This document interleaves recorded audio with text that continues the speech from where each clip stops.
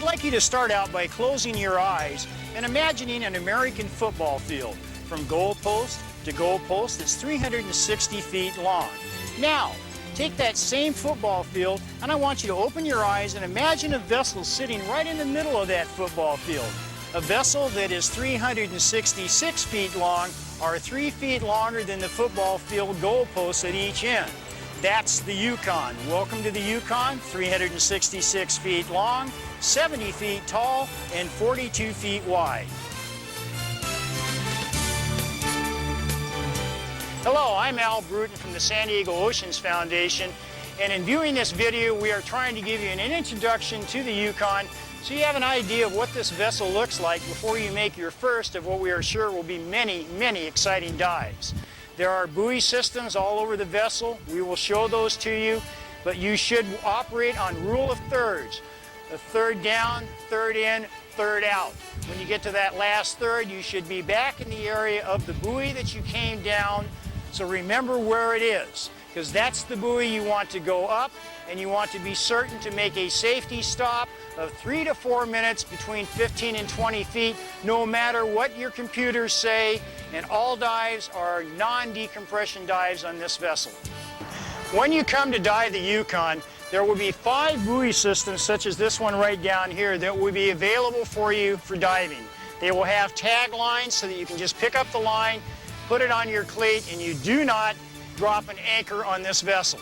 In addition to these 5 anchoring buoys, there will be 3 large yellow buoys that are sight markers. They are not for tying your vessels to, so please do not try to tie a line to the large yellow buoys.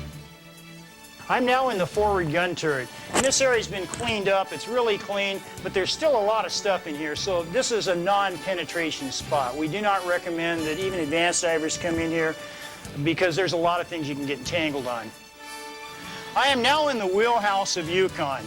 This is a simple place for beginning divers to get their first experience in penetration. Lots of openings and a very safe place for a beginning diver to come in, get the feeling of penetration, and also a really great spot for underwater photographers.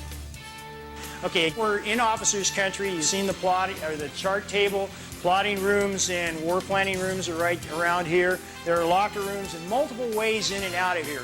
2 large overhead openings, large side openings, as well as the entry door openings. So a novice diver can come into this area as long as they're with an experienced diver and make a penetration safely. All right, we're now on the deck after the wheelhouse, which would be deck 1. One thing, if you look right down here, you're going to see a little sign that says BS1V. Everywhere you're going to make an entry or an exit, you're going to find one of these little signs, and they correspond to what I'm holding in my hand. And this is the Yukon Diver's Map, and this will be, you can purchase this from your local dive shop or from the Oceans Foundation, and it's a 2-sided, complete graphic layout of the Yukon, so that really makes it easy to plot your dives.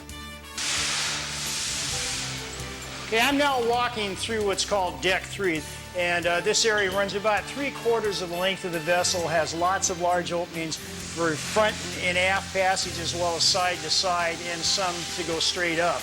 This is an area where we're starting to get into some real penetration. This is not for beginning divers. This is for more experienced divers, and just because you've had a wreck diving class does not mean that you're necessarily a truly experienced wreck diver. So don't push it, don't try to overdo it. If you don't feel right about something, don't go in. And now again in the aft part of 3 deck, again runs 3/4 the length of this vessel, and very wide open, lots of light, lots of large rooms. This was also a galley area for crew and officers. Again, big openings. You'll see benches. Eventually they're going to go away, but a relatively easy area to penetrate, easy to see your way in and out and up and down. But again, because it is 3 decks down and we're talking 70+ feet of water, this is not for beginning divers. All right, we are now on deck 4, and this is what we call Burma Road.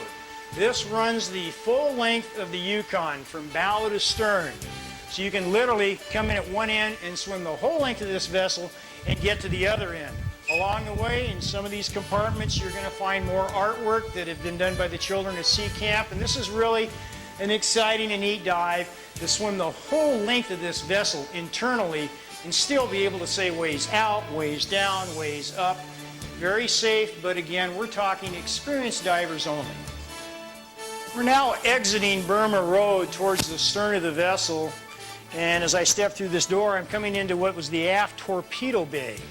And this was an area where this was a destroyer escort, and this is where they kept, torpedoes and anti-submarine mines and things like that. And they had fire control here, and they got fire from out of this well. And this was the laundry room. And they had these big industrial washing machines, and you see a large ironing board, iron press type board. And this is where your laundry is done for the crew, towels, blankets, whatever else. All right, we're now going to go down to the engine room, deck 5 of the Yukon. And this is for experienced divers only.